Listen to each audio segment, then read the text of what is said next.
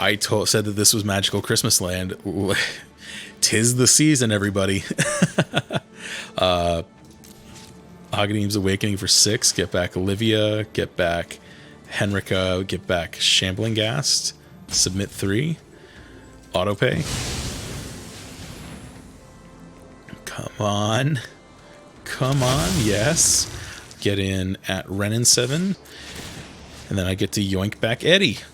Oh, man. There we go. We'll finally do some damage to our opponent. All right. That was living the dream. Okay. Hey, what's up, everybody? And welcome back to the channel. I'm really excited to close out what has been a run of vampire-themed videos with today's Spicy Brew.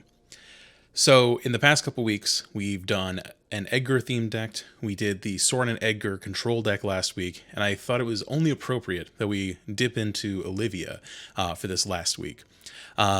This is, first and foremost, not really a competitive deck. This is mostly just for fun. I have been delighted with how well it's been doing, all things considered, but just full disclosure before you consider going and spending wildcards, this does fold pretty hard to the Is It Epiphany decks. So just know it's not unwinnable, but it is very difficult. But the deck picks up a whole bunch of wins here or there, and I've loved playing it. So, Olivia Crimson Bride. When we think about this card, we really want to focus on what she brings to the table specifically, which is 0 inherent synergies with Edgar, which is kind of weird given that they're going to be married. But hey, you know what? Opposites attract, so you go with that. But Olivia is a 6 mana 3/4 flying haste, which is, an okay rate. But that rest of the text on the card becomes really interesting. So whenever Olivia Crimson Bride attacks, you return target creature card from your graveyard to the battlefield tapped and attacking. It gains when you don't control a legendary vampire exileless creature. So we're running a Reanimator deck because that is super, super cool. We're primarily in black-red. We've got a little bit of white because I wanted to make sure that Eddie was here. We've got a little bit of green to make sure that we've got some other options. But for the most part, this is a Rakdos Reanimator deck through and through.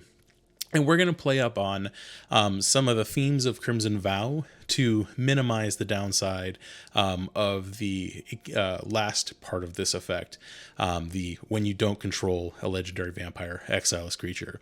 So the way this effect is kind of intended to be read is that because Olivia is a legendary vampire, if she dies, whatever she brought back goes with her. However, our main reanimation targets are legendary vampires, and there are a surprising number, there are unsurprisingly a number of really great legendary vampires in Crimson Vow. We've played with Edgar plenty of times, the Vampire Lord that just, when he dies, he keeps on giving. We've also got access to Henrika Domnathi, who we played with last week and got really great results with. She's a little bit less exciting as a reanimation target with Olivia because since she enters during combat, you don't get to use her ability on the first turn that she comes back. But you know what? That's fine because if you're getting her for free, then, that's totally okay. And then we've also got access to Florian, Voldaren Scion, which is a good 3-drop in general, but also just because of the timing of when he gets reanimated with Olivia means that you're probably doing 3 to 6 damage with this pairing. And so in addition to some amazing abs, he's got some great card advantage that you can take advantage of post-combat to either snag a land, or if this is not the turn you brought out Olivia, you can flood the board with some more stuff as well. Last but not least, our main when it comes to our main reanimation targets, we're looking at Anje, Maid of Dishonor, and this card is sneaky good. As a 4/5 for 4, that's not an awful body already. And whenever she or another vampire enters the battlefield, you get a blood token. Not bad, not bad. But this last ability is so just easy to take advantage of. your opponents don't pay attention to it. They don't think about it in their calculations of when they're going to die. And so the number of times that I've watched people leave Anje on the battlefield and then turn around and let us kill them just essentially completely unnecessarily has been really heartwarming, because if you pay 2 mana and either sacrifice a blood token or another creature, that's important, each opponent loses 2 life and you gain 2 life. And generally speaking, you want to wait until you get to a point where you have either a bunch of creatures or a bunch of blood tokens to be able to sacrifice to the effect and just drain them out. But also, there are a non-zero number of times where you can activate this at instant speed and then on the next turn reanimate whatever you sacrifice. And so you get this nice little loop, especially with Olivia. It's just, if you're at a point where you can get that engine going, it works pretty well. And remember, all the tokens that we'll talk about throughout the course of this deck also trigger here too. Edgar's vampires, sacrifice them to Anje. If you go ahead and get the little 1/1s down here that we're using to just get the game going, sacrifice them to Anje. You can get value out of this early on by triggering some of these guys. It's a real great time. While we're down here, Eyetwitch, we got 3 of them. It's less good in this deck for reasons I'll talk about in a second. But Eyetwitch and Shambling Ghast are essentially the blood money shell. It's pretty hard to go wrong with these, and we want to be generating treasures and just gumming up the board early on, having ways to generate some value against the aggressive decks, and ways to eke out some value with things like Deadly Dispute, which we do also have in the deck, is really great. With these cards, they're not quite as good as they are in Blood Money, because the deck isn't quite built hardcore around them. Again, we've only got the 7 of them, and it's again, this deck is it's not a meme deck, but it's definitely trying to intentionally take a back seat to do hopefully really cool things. So you're mostly just hoping to use these to fix mana and ramp up to the big end game threats. We're also running Undead Butler here. As a 2-drop, this is a reasonable card just in general. When it enters the battlefield, you mill 3 cards. Use this to get some of these reanimation targets in early.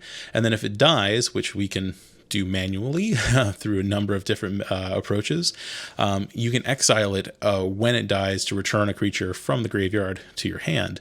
And so that means that if you've gone ahead and milled something important, say an Olivia, you can get it back. And that's a little bit of an insurance policy against some of these feel bad situations you sometimes get with the self-mill cards that, you milled the thing you needed to keep. So that's pretty good. It also works really well with our sort of backup reanimation plan, which is Diregraf Rebirth. This is a pretty expensive card to cast, but it does have flashback, which means that even if we mill it and just leave it sitting in our graveyard, it's just a threat waiting to happen. So letting this card spill over to the yard is no big deal. Otherwise, we've got a couple wraths because mono white is still indeed a thing.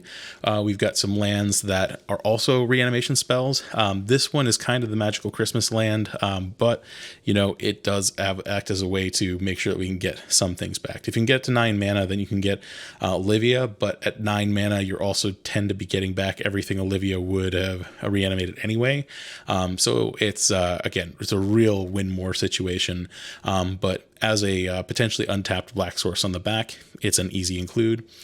We've also got Hagra Mauling as a removal spell, as a land on the back, really great. Unexpected Windfall is for those situations where you have the card you want to reanimate in hand, say something like Edgar especially, which is kind of difficult to cast. You can pitch it with Unexpected Windfall. Honestly, a lot of times, even if they counter it, it's not the end of the world, but allows us to put things in the yard that we don't want in hand. We get 2 treasure tokens off it, which is also really important. We want to make sure we have some treasures available because you'll notice that Edgar and I guess technically the Cleave side of Path of Peril are the only white cards in this deck. I think the pips on the deck box make this a 4-color deck, but realistically we've got a tiny splash of white so that in the event that we do need to cast Edgar from hand, we can. We've got enough green so that in the event we get to a point where we can cast Diregraf Rebirth, we can, but this is primarily black-red, and you'll see that the a number of black and red pips in this deck is really challenging to deal with, and so having access to treasures on the regular is really important here. That leads us into the biggest challenge of this deck, which is the mana base. We've got one of each basic just to be able to respect things like Field of Ruin. We've also got Environmental Sciences in the sideboard to be able to yoink one out of the deck. And then, importantly, we've got the flip lands for black-red. And those are the only flip lands I've included here. I played with some of the flip lands that produce white and green, and honestly, the number of times that we put them on those colors was pretty low, and it ended up just mucking with the mana elsewhere.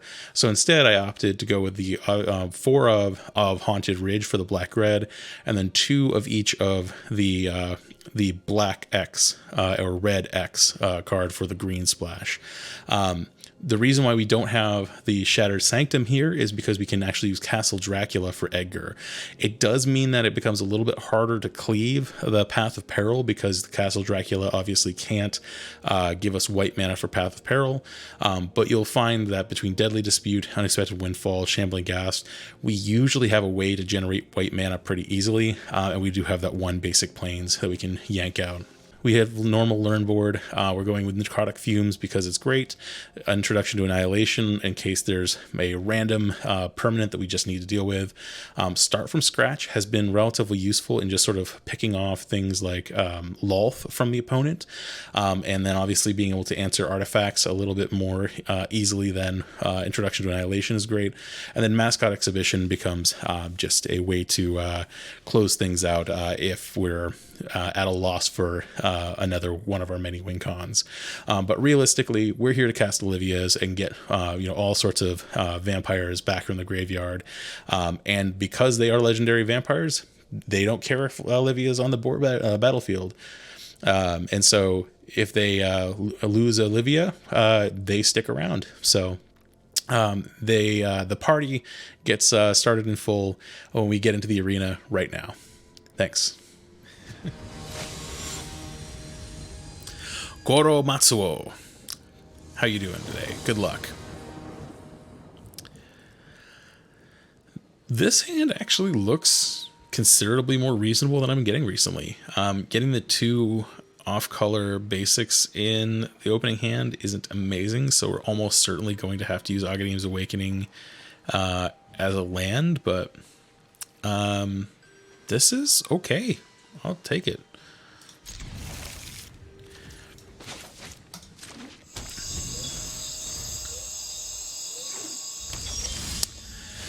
The castle here is actually pretty nice. Lets me hold on. Well, this is Agadeem's Awakening, so I don't really need to worry about that too much yet. I'm going to play out the plains here because basically castle lets me Florian next turn anyway. And let's just sort of take a look at what's we can put in our graveyard. Diregraf Rebirth is pretty good, especially since we have the forest already. Got at least 1 creature to get back, which is cool too. Our opponent is on the snow version of the mid-range deck that we've played previously.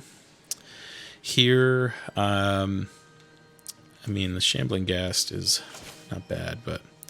So I'm going to play the castle, drop Florian. Auto pay, it's going to have to pay a life, so that's fine.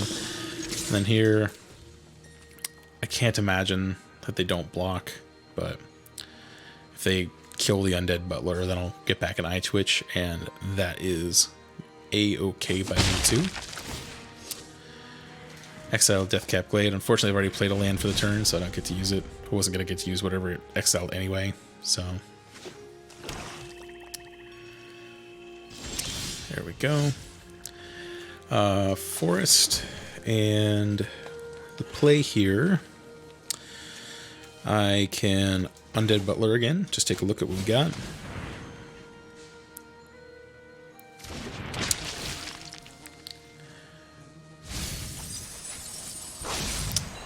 Edgar, that's pretty cool. Edgar and Henrika.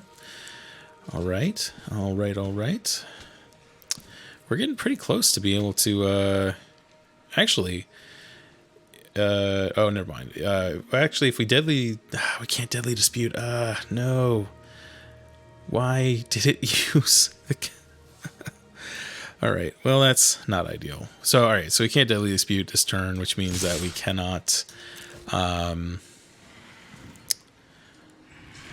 we cannot get the treasure in Olivia next turn, but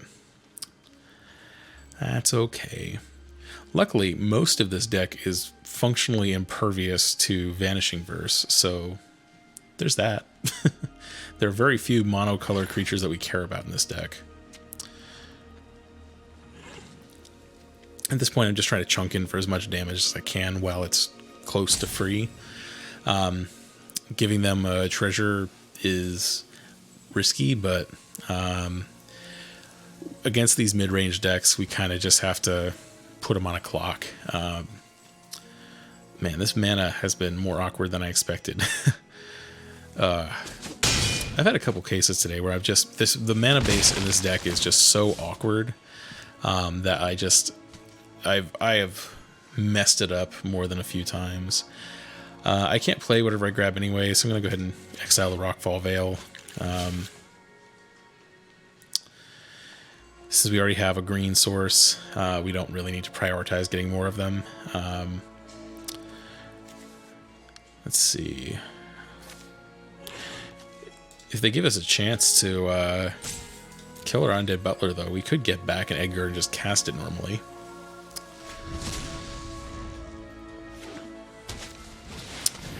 There's Eddie.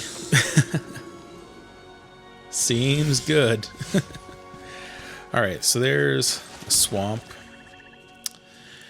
It's not bad, not bad. I probably could have played the Agadeem's Awakening tap there, but it's not the end of the world. So what do I want to do here? Undead Butler. So if they block Undead Butler, then I can get back a creature. They're probably not going to do that because I can get back a creature. So I probably shouldn't have played the land, but oh well. So I'll block with these, see if they give me a freebie. Okay, they do. And so I do have the option to just Deadly Dispute. See what I get there. Is that the play? I'll turn it because I can Deadly Dispute. I'll still have up the 4 mana for Edgar. So yeah, let's do this. Edgar and Undead Butler. That gets me to Olivia next turn. I like it. Exile it. Yoink back Eddie. Get 2 cards. I like it. After combat, to exile Haunted Ridge. It's not amazing, but it's fine. Tempting to play Anje here. Since Anje is going to be able to block Edgar. I think... Oh, but that... So one... Okay, but next turn I'll be able to have 6 mana anyway. I'm going to do that, actually. You know, getting the blood going is actually pretty good. If she doesn't actually get to block Edgar, then that's fine. They actually probably don't care if I kill it, but the upside here is, like, if they end up killing Anje, like, say they sacrifice the Shambling Ghast, that's also fine because Olivia can just get her back. And her ETB is going to fill us with blood tokens. It's going to be fine. Cool. Like, okay, cool is a strong word, but it's fine. Alright. Undead Butler. I'm going to go ahead and get back... I'm going to get back an Eyetwitch. There is an argument for leaving it in the graveyard to be able to get something else back, but fine with it. So here, We've got 6 mana. They've got 1 mana up. I think it's basically free to get with Olivia. I do kind of wish now that Edgar were still in the yard, but this is going to be pretty good. I would take Florian if I had any open mana, but Anje here is going to keep the train a-going.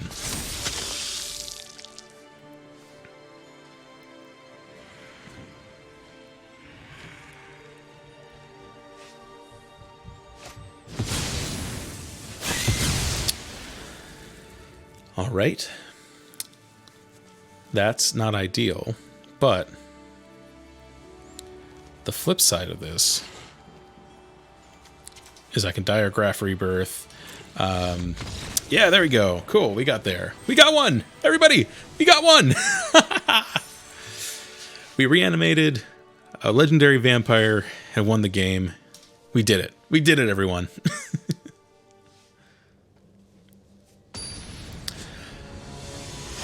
All right, Marcio CCM. Let's do this. Good luck. This hand is, if the Castle Dracula were a swamp, I think it would be pretty close to a snap. But with it being a castle, oh, this potentially just does nothing. I can't keep it. This deck operates on such a razor's head. I just can't keep a hand that does nothing. This is much better. Put the Unexpected Windfall back. Having a Path of Peril and removal spell is great.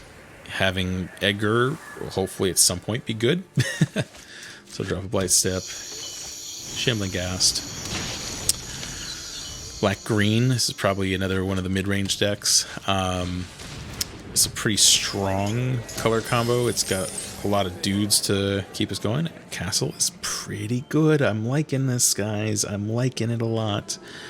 I think here I need double black to Path of Peril, so while I'm probably going to regret not having red up, I'm going to play this on black as well and just kind of hope for the best. I'm not going to attack here. It is tempting to try to get the treasure early, but I think that's a bit of a too bold of a move. Put this on red. There we go. Feeling better. I think I just sit back. I want to get more value out of this Path of Peril than just a treasure token. My assumption is that they're going to drop something like that and have it be nasty, so that's not great. I will show you what. Aren't I generous? So here, the name of the game is try to outvalue them. So the Path of Peril here is not going to be particularly valuable. So I'm just going to drop Edgar and try to hope that we can grind him out here. Yeah, this hand is not shaped up to be a particularly good Reanimator hand, but we're at least doing things. That's all you can ask for sometimes. My words are for ambitious minds. There's our girl. Forest. I should have played the Hagra Mauling tapped. That's my bad. So we do need to draw. Land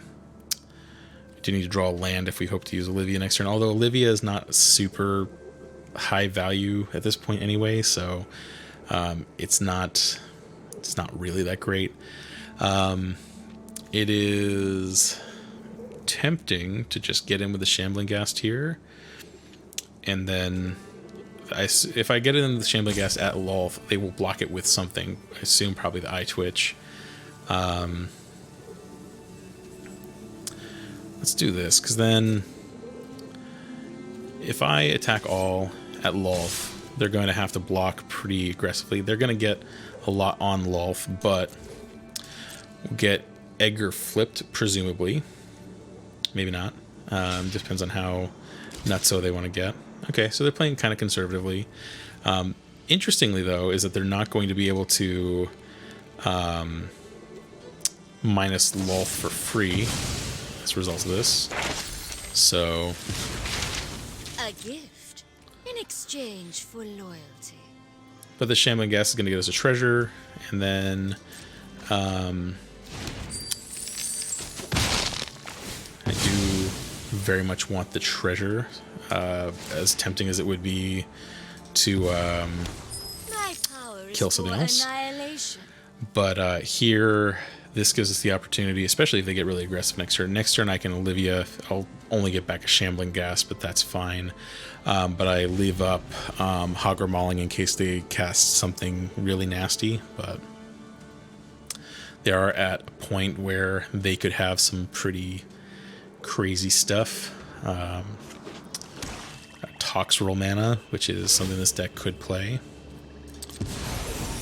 Go on, run. But we will catch you. Innkeeper, it's fine.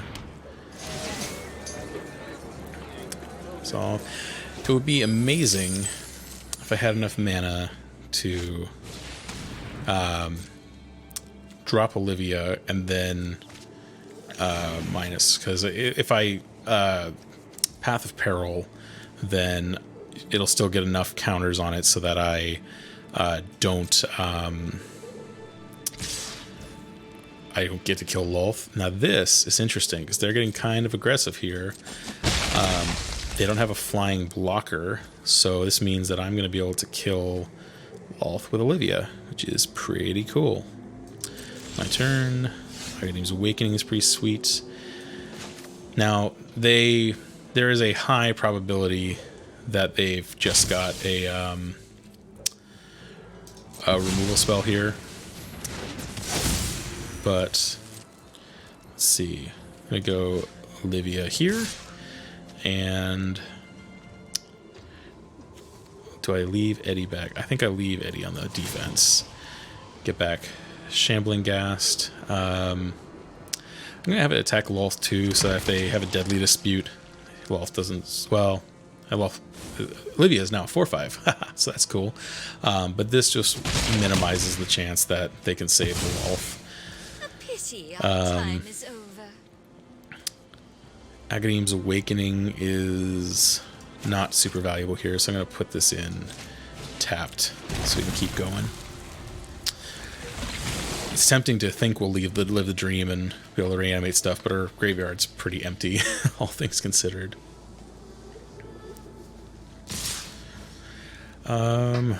This looks like they're going to Blood on the Snow, which is not ideal here. So I'll go ahead and just save a damage where I can.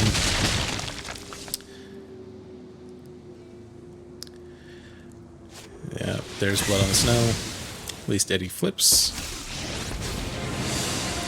Get myself a treasure. Are you enraptured by my beauty? Or do you fear it? Pretty good. Subservience will be a threat. That is nice. I am a fan of that. So here, they can double block, and that is certainly not ideal. Okay, so this is a little more complicated than I was hoping for sure. Screw it. We came here to Olivia. We're going to Olivia. So go to combat. Attack Lolth. And get back Shambling Ghast. Also attacking Lolth. So they have to choose between killing Olivia and saving Lolth. Looks like they chose save Lolth. Not bad. Get a treasure. We will slay And our enemies. end turn. I wouldn't mind an Undead Butler. At this point, Olivia gets a little bit less valuable the fewer things that are in my graveyard, but I can keep looping the Shambling Ghast for days. I'm okay with that.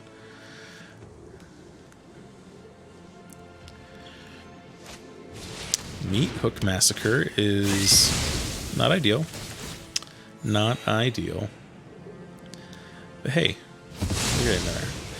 Binding the Old Gods. Alright. Sorry, Eddie. That's how they go sometimes. Henrika Domnathi. That seems okay. So the other option is, so I've got access to 8 mana total, so I could potentially Henrika and Unexpected Windfall. So I'll move to combat, draw a card and lose a life. Yes, there we go. Yoink up land, that's not bad. And I think here I just leave it up, see how it goes. This deck is full of so much removal that, or their deck is full of so much removal that, like, kind of just go for the best. Oh, well, that's a thing.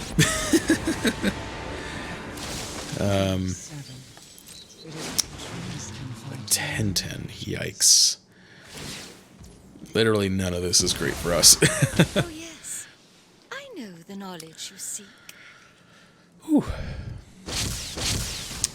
Valky. Well, that's not super great given that we don't have any creatures in hand, so that's fine.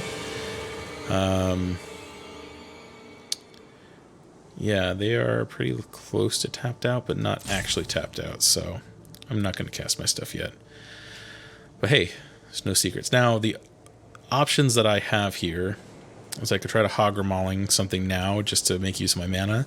I think the much better play is to Path of Peril, so I'll attack. I can't attack in on that, so I can Hagra Mauling, kill this, and then on my next turn I can flip Henrika, because I don't really care about this Valky right now. I can flip Henrika and then plus her to get her going. I think that's probably the play. Like, it's not ideal, but I need to get some of these walkers off the board. Renin 7 isn't going to be a huge threat for a little while, but it's not bad. It's not bad at all. So go to combat. Transformer. Attack Lolth. I do have the black mana. Activate ability. Kill Lolth. Please. Cool. Alright. I am merely delayed. Sitting on 4 mana here. 5 if you count the treasure, so that's cool. I'm going to go ahead and just pass the turn. Getting back that 4 life is pretty solid, so I'll take it. Death Touching Valky is what it is.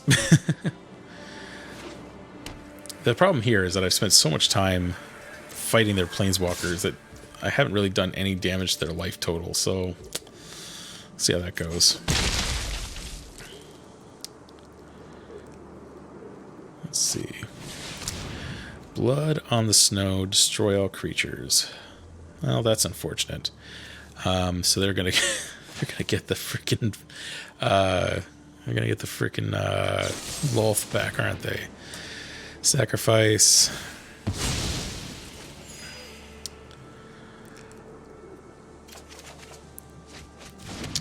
There we go. Resolve. Yeah. It's been a tough game. We've gotten 2 Olivias out on the battlefield, and it hasn't been good enough, so maybe that's saying something. You can continue to look at my hand all you want. They got back Valky. Why did they get back Valky? Jeez. I don't understand that. Okay. They have so many lands. So many lands. So here, I think... So the question is, do I Unexpected Windfall or Deadly Dispute? I I think I want... Well, I have to discard for this, so I think Deadly Dispute's the better call here. Sacrifice this. I draw the same number of cards either way, so... And I'll end up with the same number of treasure tokens in the end. Ooh, mama. We have enough mana to do this. If they have an instant speed removal spell, it's going to be the saddest thing. But said that this was Magical Christmas Land. 'Tis the season, everybody. Agadeem's Awakening for 6. Get back Olivia. Get back Henrika. Get back Shambling Ghast. Submit 3. Autopay. Come on. Come on. Yes. Okay. At the beginning of combat, I want to draw a card. Okay, that's fine. Get in at Renin 7 because why not? And then I get to yoink back Eddie. Oh, man. There we go. And it does have to be tapped and attacking, so that's fine. We'll finally do some damage to our opponent. All right. That was living the dream. Okay, they block it with Valky.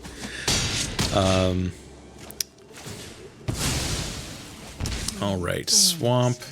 Eyetwitch so that they try to get Valky back yet again, which is not impossible. They still get no value. They've cast 2 blood on the snows at this point, so there's that. If they have a Meat Hook Massacre, they can just make it very bad for me. Yeah, that's that. Okay. Oh, hey, you know what? At least we did a cool thing. So, and Eddie's going to be a value engine. You know what? I'm fine with this because now we get mascots, and I'm going to pretend that this is what I planned for all along. I was really, really hoping that I'd get the YOLO Olivia off the top. So we've got 9, 10 mana. There's a non-zero chance that if I cast Unexpected Windfall, I could draw an Olivia. I could also Mascot Exhibition Deadly Dispute and do the same thing. I think I want to play hopefully to not lose. So, Mascot Exhibition. And then we can leave up Deadly Dispute to get some cards on the table. We still got some copies of Olivia left. And one more Agadeem's Awakening, so it could be Christmas twice.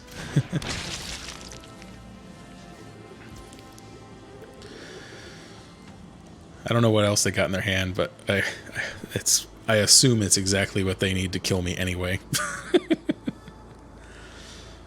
Oh, sorry, I'm holding up the game. My bad. Deadly Dispute.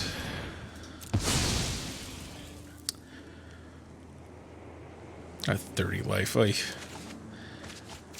Undead Butler, okay. Let's see, Haunted Ridge ain't it. Let's see what we can mill with the Butler.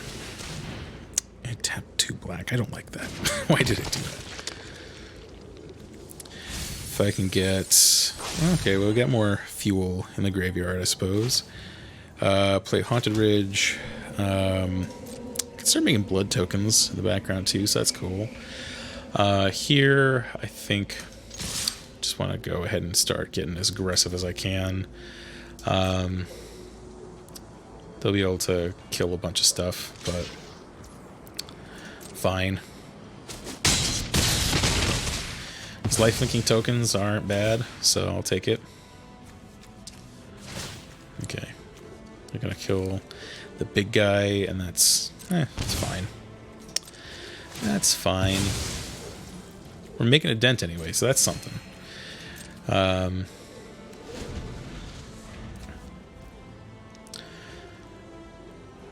Actually, I think instead of making a blood token, it's time to finally cast an Unexpected Windfall. Binding the Old Gods. I assume that they're going to kill Eddie's coffin here. Just sad. That is almost certainly the right call. Do I have a way to save that at instant speed? I don't think so. Yeah, looking at my deck list, yeah, they got him. Still the same Edgar from the opening hand, though, so we got one more in the deck. Can still live the dream. We've already had Magical Christmas Land, so I'm just going to choose to be happy with whatever we end up with. If I could get an Olivia or Agadeem's Awakening, I'd be very, very happy. Let's just go ahead and keep on keeping on. Discard Castle Dracula.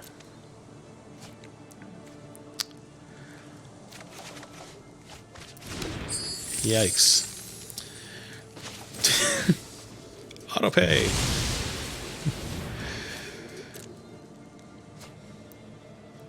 At this point, we've drawn through more than half of our deck, so you'd think we'd have to get something eventually, but apparently not. Let's go to combat. They do have a creature land up. If they animate it, I will...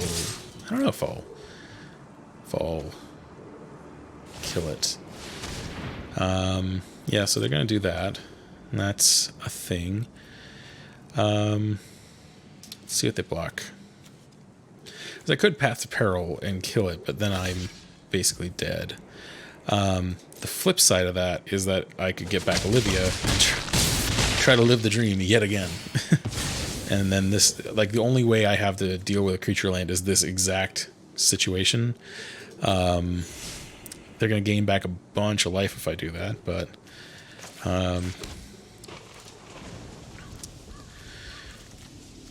yeah, so... You know what? If we're going to do it, we're going to do it. Let's cast a Butler. There's Eddie Part 2. Let's do Eyetwitch, so we can get another mascot exhibition. And then Path of Peril.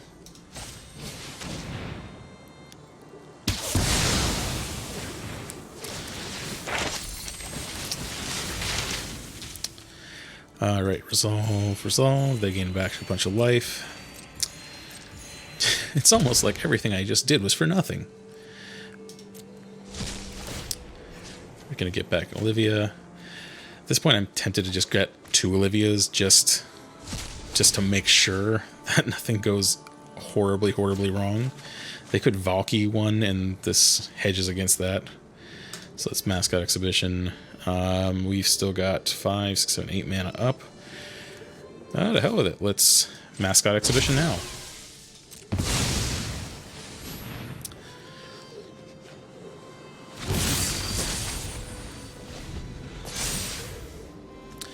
Yeah, the mana on this deck being a bit tough means that we don't really get room for Field of Ruin. So literally them blocking with a creature land is our only real play in that case. The nice thing is if they did something before combat on this, Olivia, then we basically get to play another one for free. So here, I'm going to take Eddie. And this should be quite good. Blocking Olivia makes sense. Finally, this game starts looking like it might end soon. Alright, Mascot Exhibition, that's a thing, but unfortunately so is Path of Peril, and I am not afraid to kill all of my own creatures at all. There you go. Eyetwitch seems decent. The best part is I don't actually have to kill all my own creatures. I can use Path of Peril to its full ability here, because Olivia is going to get back so much value. Is there an advantage to letting my duder die, the Butler? They got 10 damage on the stack, so Yeah, this... If they don't have an answer to this, then they should just be lights out. They're going to get back some life, so maybe it's not really just straight up lights out, but it's going to be tough for them to come back from. Okay. Ow, ow, ow, ow. Learn. What's their last card in hand, I wonder? Necrotic Fumes is a thing, but I have multiple Olivias, so I'm not as concerned as I could be. So here, I wish we had an Anje in the graveyard. Anje would be pretty solid here. I think I take Henrika, because that's not quite game over, but it's if I transform her next turn, then it's pretty solid. Here, I think I'm going to play a Shambling Ghast. If they Blood on the Snow, then at least I've got a dude here. So I assume that this means that if they've got a creature in hand, then they can exile Olivia. I don't think that's going to do it, though. Renin 7 is indeed a thing. Okay. And they scoop it up! We finally did what the deck was meant to do, so that was great. Alright, I hope you guys enjoyed that as much as I did. Alright, so what did we learn about Olivia and Reanimator this week? This was a harder deck to get to do its thing than I normally have on this channel. It was not, definitely not a control deck, definitely not a mid-range deck. This was as close to a combo deck as you're probably going to get to see me play on this channel until they unban Splinter Twin in Modern. But, you know, the games where it worked, oh boy, did it work. We saw that game against Black Green, like, wow. I was convinced that we were going to lose that one the entire time it was going on. But it was worth sticking it out. We played so many Olivias that game. We lived the magical Christmas land in the middle of it with Agadeem's Awakening, getting back pretty much everything except I think I left Edgar in the graveyard, and then Olivia got him back too, and so it was just a big game. The mana in this deck continues to be the issue here. We did have Diregraf Rebirth in the graveyard at one point, and that was something that ended up being something that won the game, but it wasn't amazing. It's at a point where this deck is already enough of a meme status where I'm like tempted to just say cut the green, and so you can bring in some Fields of Ruin. So there's a bunch of times where we just died to creature lands unnecessarily. There's an argument that maybe we cut down the reanimation targets because we're milling enough cards on a good hand anyway. That's not, you know, the end of the world. The thing about this deck is kind of like most combo decks is that it really is opening hand dependent. We saw that, you know, if we didn't have exactly the right combo of things in the opening hand, it just got mowed over. And part of that is it just really needs more removal. But the issue is like, what do you cut? You know, Hagra Mauling is not particularly great in this deck. It's a okay removal spell that kind of takes up a land spot instead, and so that's fine. Really, this needs to be playing Infernal Grasp or maybe even some of the burn spells. But if you do that, then the combo just isn't particularly great. I know that there are some probably more competitive builds of this that go harder in on like the Jund or Grixis builds, and those are probably the ones here. But I specifically went into this being like, I'm having the Vampire Wedding in a deck. That's what this was. It was the memeier side of it, where it's black-red with the touch of white, touch of green, just so that we could put it all together. And you know what? We didn't win a lot of games, but the games we won were a lot of fun. And that's good enough for me. So anyway, until next time, I'm Marshall, and this is yet another installment into the wild world of MTG Arena in 2021. And I hope you'll join me again next week. Bye.